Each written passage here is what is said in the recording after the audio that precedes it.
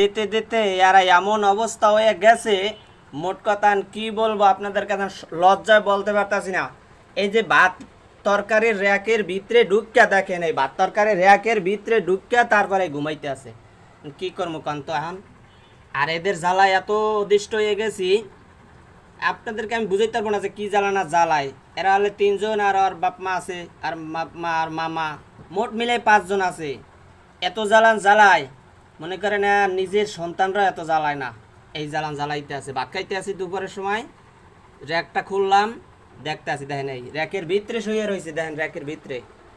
এও কি মানুষের কর জিনিস? আর এরা বাথরুম পোষা পায়খানা খাওয়া দাওয়া নিয়ে এতটাই জ্বালায়, তারপরও কি করবো বোবা জিনিস, ফালাইও ধরতে পারতাছি না, আর কেউ নেয়ও না। এখন নেয় না, এই জন্য রাস্তায় তো ফালাই দিতে পারতাছি না মায়ার কারণে। এরা কই যাইব, কই থাকবো, কই ঘুমাইব, কই খাইব, এটাই তো একটা ব্যাপার।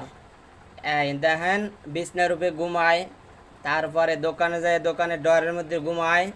মোট কথা যেই জায়গায় ওরা পাইবে সুযোগ, ফ্রিজের উপরে উঠবে, এই যে ওয়াইফাই লাইনের এই যে রাউটারের উপরে উঠতে রাউটার নষ্ট করে ফেলাইতেছে।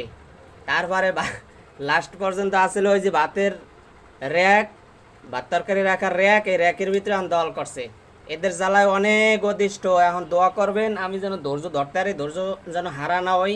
কারণ ধৈর্য হারা হইয়া যদি এদের ফালাই দিই রাস্তায়, অনেক কষ্ট করবে, অভিশাপ দেবে। একবারে এমন দায়বদ্ধ হয়ে গেছি, আর পারতে আসি না। সবাই দোয়া করবেন, সবাই ভালো থাকবেন। আল্লাহ হাফেজ, আসসালামু আলাইকুম।